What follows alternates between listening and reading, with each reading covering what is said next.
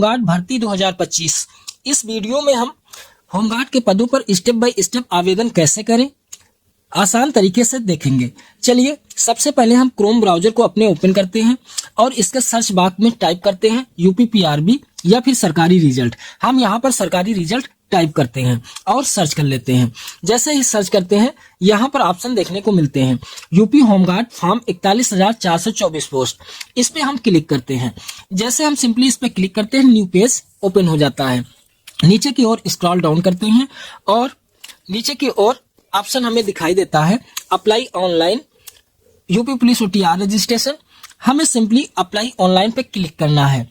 यहाँ पर क्लिक जैसे हम क्लिक करेंगे ये पेज हमें दिखाई देगा। यहाँ पर हम ओके पर प्रेस करेंगे। जैसे ही ओके पर प्रेस करेंगे हमें ये पेज दिखाई देगा। अगर आप ऑलरेडी पहले से ही ओटीआर कर रखे हैं तो लॉगिन विद अकाउंट या लॉगिन विद आधार आईडी या लॉगिन विद डिजिलॉकर से अपने अकाउंट को लॉगिन करके फॉर्म को कंप्लीट कर सकते हैं। अगर आप नए यूजर हैं तो हमें create your one time registration account पर क्लिक करना है और हमें ओटीआर पहले करना है। तो सबसे पहले चलिए हम ओटीआर करते हैं। तो रजिस्ट्रेशन हेयर पर क्लिक करते हैं। जैसे हम रजिस्टर हेयर पर क्लिक करेंगे हमें ये पेज खुलकर दिखाई देगा। इसमें ईमेल आईडी और मोबाइल नंबर को टाइप करेंगे। ईमेल आईडी और मोबाइल नंबर टाइप करने के पश्चात जनरेट ओटीपी पर हम क्लिक करेंगे। आपकी ईमेल आईडी पर ओटीपी गया है। यही दूसरी ओर हम मोबाइल नंबर को टाइप करने के पश्चात उस पर भी जनरेट ओटीपी पर क्लिक करेंगे और अब यहाँ पर अपने ईमेल आईडी को चेक करेंगे, फ़ोन नंबर को चेक करेंगे, दोनों की। यहाँ पर हम ओटीपी इंटर करते हैं।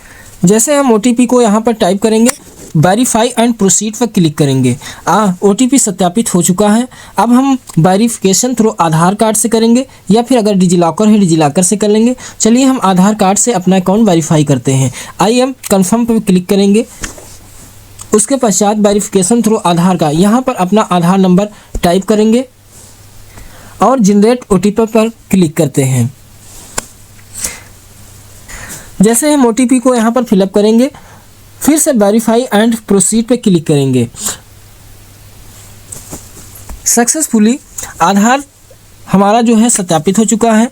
यहाँ पर अपना हाई स्कूल मार्कशीट के अकॉर्डिंग नाम लिखेंगे, डेट ऑफ बर्थ डालेंगे, जेंडर सिलेक्ट करेंगे, आप भी जो भी मेल या फीमेल हो। तो सबसे पहले हम हाई स्कूल मार्कशीट के अकॉर्डिंग सबसे ऊपर अपना नाम लिखेंगे, दूसरे में डेट ऑफ बर्थ डालेंगे, फिर जेंडर सेलेक्ट करेंगे। यहाँ से आप जो भी हो, मेल है तो मेल सेलेक्ट करेंगे, फीमेल है तो फीमेल सेलेक्ट करेंगे। इस कॉलम में फादर्स नेम इंटर करेंगे, जो भी आपके फादर का नाम है।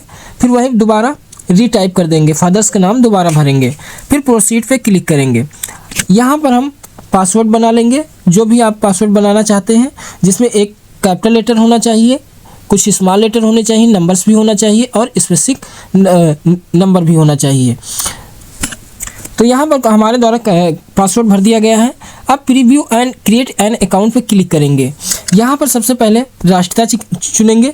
सिटीजनशिप इंडिया के हैं तो सिटीजन्स ऑफ इंडिया पे क्लिक करेंगे, अदरवाइज दूसरे नेशन के हैं तो दूसरा ऑप्शन क्लिक करेंगे। सारी जानकारी सही है तो फिर हम यहाँ preview and create an account पे क्लिक करते हैं। चेक कर लीजिए कि आपका नाम, date of birth, gender, father's name सारे सही हैं तो टिक करेंगे और क्रिएट एन अकाउंट पे क्लिक करेंगे। अगर कुछ मिस्टेक हुआ है तो एडिट बटन पे क्लिक करेंगे और दोबारा से हम करेक्शन कर लेंगे। तो चलिए हमारा यहाँ पर सारा डाटा सही है, इसलिए हम क्रिएट एन अकाउंट पे क्लिक करते हैं और प्रोसीड पे बढ़ते हैं। सक्सेसफुली हमारा जो यूजर आईडी पासवर्ड है क्रिएट हो चुका है। अब हम बढ़ते हैं, यानी हमारा जो ओटीआर है सक्सेसफुली हो चुका है। अब ओटीआर सक्सेसफुली कंप्लीट हो चुका है। अब हमारा फिर से वही पेज खुल करके आ जाता है। तो हम अपने अकाउंट को लॉगिन करेंगे। लॉगिन हम 3 तरीके से कर सकते हैं, विद अकाउंट से कर सकते हैं या फिर आधार आईडी से कर सकते हैं या डिजिलॉकर से हम अपने अकाउंट को लॉगिन कर सकते हैं। तो सिंपली हम यहाँ पर लॉगिन विद अकाउंट पे जाकर के क्लिक करेंगे। जो भी आपका मोबाइल नंबर होगा इसमें हम टाइप करेंगे। नीचे में जो आपके द्वारा पासवर्ड क्रिएट किया गया है पासवर्ड को डालेंगे और नीचे की ओर लॉगिन पर प्रेस करेंगे। जैसे हम लॉगिन पर प्रेस करेंगे सेंड ओटीपी टू ईमेल या सेंड ओटीपी टू फोन, हम यहाँ पर simply send OTP to phone पे क्लिक करेंगे और हमारी ओटीपी फोन पे रिसीव हो जाएगी। ओटीपी को हम फिलअप करके लॉगिन पर क्लिक करेंगे। जैसे हम लॉगिन पर क्लिक करते हैं हमारा न्यू पेज ओपन हो जाता है। नीचे की ओर स्क्रॉल करेंगे और ऑनलाइन एप्लीकेशन पे क्लिक करेंगे। जैसे ही हम ऑनलाइन एप्लीकेशन पे क्लिक करेंगे वैसे ही हमें जितनी यूपीपीआरबी में भर्तियां आई होंगी यहाँ पर शो करेंगी। तो जो जिस भी भर्ती में आपको अप्लाई करना है नीचे की ओर स्क्रॉल करके आप कर सकते हैं। तो सबसे पहले ऊपर दिख रहा है असिस्टेंट ऑपरेटर की 2025 की जो वैकेंसी आई हुई है। तो हमें होमगार्ड के पदों पे आवेदन करना है।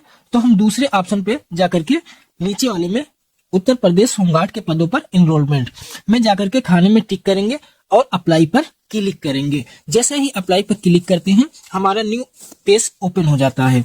न्यू पेज ओपन होते ही आपको इसमें भरना रहे। सबसे पहले मदर्स नेम को यहाँ पर जो भी आपकी माता का नाम है माता का नाम यहाँ पर टाइप करेंगे। माता का नाम टाइप करते नीचे जो भी आपकी मार्शियल स्टेटस है वैवाहिक स्थिति, अगर आप शादीशुदा हैं तो मैरिड पे यहाँ पर सिलेक्ट करेंगे। अगर आप अनमैरिड हैं तो अनमैरिड पे सिलेक्ट करेंगे। यहाँ पर मैं अनमैरिड पे सिलेक्ट कर लेता हूँ। नेक्स्ट ऑप्शन मूल निवास का विवरण देना है। अगर आप यूपी से बिलोंग करते हैं तो यस करेंगे। अगर आप दूसरे स्टेट से बिलोंग करते हैं तो यहाँ पर नो करेंगे। मैं यहाँ पर यस करता हूँ। जैसे ही यस करूंगा यहाँ पर डोमिसाइल सर्टिफिकेट इशू डिस्ट्रिक्ट पूछेगा कि आप ये जो निवास प्रमाण पत्र है ये किस डिस्ट्रिक्ट का है। तो यहाँ पर मैं डिस्ट्रिक्ट सिलेक्ट कर लेता हूँ। मूल निवास डोमिसाइल पत्र जारी करने वाला ये अथॉरिटी कौन सी है, ये मूल निवास पत्र किसके द्वारा जारी किया गया है आपका, यहाँ पर जो भी अथॉरिटी है उसको यहाँ से सिलेक्ट कर लेंगे। तो मैं यहाँ पर एसडीएम सिलेक्ट कर लेता हूँ। जिस डेट को जारी किया गया है उस डेट को आपको यहाँ पर सिलेक्ट कर लेना है। तो हमारी डेट 3/12/25 है तो मैं 3/12/25 को सिलेक्ट कर लेता हूँ। नेक्स्ट ऑप्शन में जो भी मूल निवास आवेदन संख्या है यहाँ पर आवेदन संख्या को टाइप करना है और नेक्स्ट में आवेदन पत्र क्रमांक को यहाँ पर टाइप करना है। फिर नीचे की ओर कैटेगरी सिलेक्ट करेंगे। अगर आप अनरिजर्व समान वर्ग से हैं तो अनरिजर्व सिलेक्ट करेंगे। एससी एसटी से हैं या फिर आप ओबीसी नॉन क्रीमी लेयर से हैं या इकोनॉमिक वीकर सेक्शन से हैं तो जो भी आप हैं यहाँ से सिलेक्ट कर सकते हैं। तो मैं यहाँ पर OBC non creamy layer select कर लेता हूँ और एग्री विद पे टिक कर देता हूँ। जैसे ही यहाँ पर OBC non creamy layer select करता हूँ नीचे कुछ ऑप्शन और आ जाते हैं। नीचे ऑप्शन में श्रेणी प्रमाण पत्र जारी करने वाला डिस्ट्रिक्ट कौन सा है। तो अपना यहाँ पर आप जो भी डिस्ट्रिक्ट से हैं वो डिस्ट्रिक्ट यहाँ से सिलेक्ट कर लेंगे। मैं यहाँ पे बाराबंकी सिलेक्ट कर लेता हूँ। ये कास्ट सर्टिफिकेट किसके थ्रू जारी किया गया है वो अथॉरिटी कौन सी है उस अथॉरिटी को आपको सिलेक्ट करना है। तो मैं यहाँ से तहसीलदार सिलेक्ट कर लेता हूँ। जिस डेट को जारी किया गया है वो डेट यहाँ से आपको सिलेक्ट कर लेना है। आपका कैटेगरी सर्टिफिकेट एप्लीकेशन नंबर जो भी होगा यहाँ से टाइप कर देना है। जो भी कैटेगरी सर्टिफिकेट सीरियल नंबर है उसको यहाँ टाइप कर देना है। नेक्स्ट में कॉरेस्पोंडेंस एड्रेस यानी एड्रेस डिटेल्स में आपको देना है। आप जिस स्टेट से बिलोंग करते हैं उस स्टेट को आपको यहाँ से सिलेक्ट करना है। मैं यूपी सिलेक्ट करता हूँ। जिस डिस्ट्रिक्ट से आप बिलोंग करेंगे वो आपको डिस्ट्रिक्ट यहाँ से सिलेक्ट करना है। नेक्स्ट में एड्रेस में आपको टाइप करना है आपका विलेज जो भी है आपको विलेज सेलेक्ट टाइप करना है। पोस्ट आपको टाइप करना है और डिस्ट्रिक्ट आपको टाइप करना है। नेक्स्ट में आपका जो थाना है यहाँ से थाना को टाइप करना है। नेक्स्ट में अपना पिन कोड को टाइप करना है। नीचे की ओर उत्तर प्रदेश बाराबंकी ऑलरेडी दिए हैं। इधर से अगर टिक कॉरेस्पोंडेंस एड्रेस और परमानेंट एड्रेस दोनों सेम है अगर आप में ऑप्शन आ रहा है तो टिक कर देना है, नहीं तो फिर नहीं आ रहा है तो यहाँ पर आपको टाइप करना है। अगर कॉरेस्पोंडेंस एड्रेस और परमानेंट एड्रेस सेम है तो आपको सेम करना है। अगर आप कहीं दूसरी जगह रह रहे हैं तो आप उस दूसरी जगह से कॉरेस्पोंडेंस पत्राचार में आप दे सकते हैं। पुलिस स्टेशन आपका जो भी होगा वो उस पुलिस स्टेशन का नाम और पिन कोड जो भी होगा पिन कोड यहाँ इंटर कर देंगे। सेव ऑप्शन पे क्लिक करेंगे और सेव पे क्लिक करेंगे। जैसे हम सेव पर क्लिक करते हैं हमारी व्यक्तिगत विवरण जो है सफलतापूर्वक सेव हो जाता है। फिर हम नेक्स्ट पे क्लिक करेंगे। जैसे हम नेक्स्ट पे क्लिक करते हैं हमारा नया पेज ओपन होता है। यहाँ पर दो ऑप्शन आते हैं, डीएफएफ है या स्वतंत्रता सेनानी है। तो यहाँ पर आप हैं तो यस करेंगे अदरवाइज नो कर देंगे। अगर आप एक्स सर्विसमैन हैं तो यस करेंगे अदरवाइज नो कर देंगे। सेव पे क्लिक करेंगे और आगे बढ़ेंगे, नेक्स्ट करेंगे। जैसे हम नेक्स्ट करेंगे हमारी इंटर की 10th की डिटेल्स मांगेगा और यहाँ से हम अपनी 10th की डिटेल्स को इजिली रूप से बोर्ड जो भी है आपका बोर्ड, जैसे हमारा बोर्ड यूपी आप high school intermediate education Uttar Pradesh है। जिस डेट को आप पास हुए हैं वो डेट यहां से देंगे,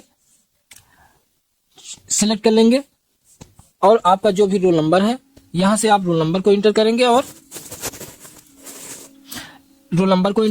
सर्टिफिकेट सीरियल नंबर इंटर करेंगे और यहां से ऐड पर क्लिक कर देंगे। जैसे हम ऐड पर क्लिक करेंगे हमारी 10th की जो भी डिटेल्स है यहाँ से ऐड हो जाएंगी। फिर हम नेक्स्ट पे क्लिक करेंगे।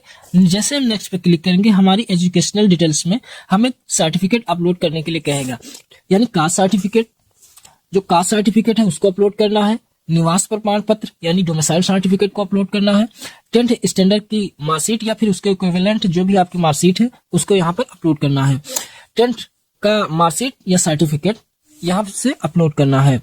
ये सभी आपकी पीडीएफ फॉर्मेट पे होनी चाहिए। तो ये हम यहाँ से चूज करेंगे, यहाँ अपलोड पे क्लिक करेंगे। जैसे हम अपलोड पे क्लिक करते हैं, नोट में लिखा है कि केवल पीडीएफ का आकार अधिकतम 1 MB का होना चाहिए। अगर आपकी पीडीएफ है मार्कशीट की तो उसका साइज जो है 1 MB से अधिक नहीं होना चाहिए। अगर इससे अधिक है तो आपका पीडीएफ अपलोड नहीं होगा। चलिए हम यहाँ से जाते हैं, सेव करते हैं। सफलतापूर्वक 10 की मार्कशीट अपलोड हुई। नेक्स्ट पे हम क्लिक करेंगे डोमिसाइल सर्टिफिकेट पे। डोमिसाइल सर्टिफिकेट यहाँ से ब्राउज करेंगे तो यहाँ पर हमारी caste certificate, domicile certificate, 10th standard या इक्विवेलेंट सर्टिफिकेट और ये दोनों ही अपलोड हो चुकी हैं। 3 और 4 नंबर में अगर आपका सर्टिफिकेट और मार्कशीट एक ही है तो दोनों ही में कॉलम में दोनों ही अपलोड कर देना है, यानी कोई अलग से नहीं। यानी दोनों, जैसे मार्कशीट है, सर्टिफिकेट और मार्कशीट एक ही में है तो दोनों में सेम वही अपलोड कर देना है। अगर अलग अलग है तो 3 नंबर में आपको सर्टिफिकेट अपलोड करना है, अगर और 4 नंबर में आपको मार्कशीट या अंक तालिका अपलोड करनी है। नेक्स्ट पे जाएंगे, नीचे की ओर स्क्रॉल करेंगे, यहाँ पर enable to capture live image करेंगे, सिग्नेचर को अपलोड करेंगे। सबसे पहले हम सिग्नेचर को अपलोड कर लेते हैं। देखो अधिकतम छवि का आकार दे रखा है कि 20 KB होना चाहिए। अगर 20 KB इससे ज्यादा हुआ तो नहीं लेगा, 5 KB से कम हुआ तो यहाँ पे एक्सेप्ट नहीं करेगा। तो हम सबसे पहले इसको ब्राउज करेंगे, यहाँ से सिग्नेचर ब्राउज करेंगे। ब्राउज करते ही देखो सिग्नेचर आ गया। यहाँ से हम थोड़ा और जूम कर लेते हैं। जैसे हम जूम करेंगे सेम फाइल, सेम क्रॉपिंग का आ जाएगा साइन। हम यहाँ से टिक कर देंगे। जब हम टिक करेंगे हमारा सिग्नेचर सक्सेसफुली ले लिया है। अब हम लाइव इमेज पे क्लिक करेंगे। यहाँ पर हमारा कैप्चर लाइव इमेज हो चुका है, सिग्नेचर भी अपलोड हो चुका है, सारे डॉक्यूमेंट्स भी अपलोड हो चुके हैं। अब हम सेव ऑप्शन पे क्लिक करेंगे, सारी डिटेल सेव हो गई है। नेक्स्ट पे क्लिक करेंगे। जैसे हम नेक्स्ट पे क्लिक करते हैं, क्या आपके पास एडिशनल डिटेल्स है, एनसीसी सर्टिफिकेट है? अगर एनसीसी सर्टिफिकेट है तो यस करेंगे, अगर नहीं है तो नो पे जाएंगे। नेक्स्ट में अगर स्काउट गाइड है तो यस करेंगे, अगर नहीं है तो नो पे जाएंगे। अगर आपके पास आपदा मित्र ट्रेनिंग सर्टिफिकेट है, यस करेंगे, अगर नहीं है तो नो पे क्लिक करेंगे। अगर आपके पास ड्राइविंग लाइसेंस है तो यस करेंगे। जैसे ही यस करेंगे यहाँ पर 1 MB की पीडीएफ फाइल में डॉक्यूमेंट्स अपलोड करने के लिए कहेगा, तो पीडीएफ ब्राउज पे क्लिक करके हम अपलोड कर देंगे। हमारे पास नहीं है हम तो नो पे क्लिक करेंगे और यहाँ पर जो भी घोषणा दी हुई है डिक्लेरेशन पे क्लिक कर देंगे। सारी डिक्लेरेशन पे क्लिक करना है। नीचे की ओर एडिशनल जो डिटेल्स है उस पर भी हमें यस करना है। मैं घोषणा करती हूँ, यस पे क्लिक करेंगे कि हमें किसी भी न्यायालय द्वारा दोषी नहीं ठहराया गया है। सारी डिटेल्स पे यस करेंगे और जो भी प्लेस जहां से आप फॉर्म भर रहे हैं उस प्लेस का नाम लिख देंगे। जैसे नाम लिखेंगे प्रीव्यू एप्लीकेशन पे क्लिक करेंगे। जैसे हम प्रीव्यू ऑप्शन पे क्लिक करेंगे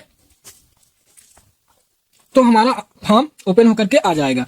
यानी एक बार हमें सही तरीके से जांच कर लेनी है, हमारी सारी डिटेल सही है तो हम इस नीचे स्क्रॉल करते हुए उपरोक्त मैंने विवरण की जांच कर ली है। I have rechecked above details, found them to be correct. सारी डिटेल सही है, यहाँ पर टिक करेंगे और सबमिट पे प्रेस करेंगे। जैसे हम सबमिट पे प्रेस करेंगे हमारा फॉर्म सक्सेसफुली सबमिट हो जाएगा और हम अपनी फीस को एटीएम के थ्रू, डेबिट के थ्रू, किसी के थ्रू भी कटा सकते हैं।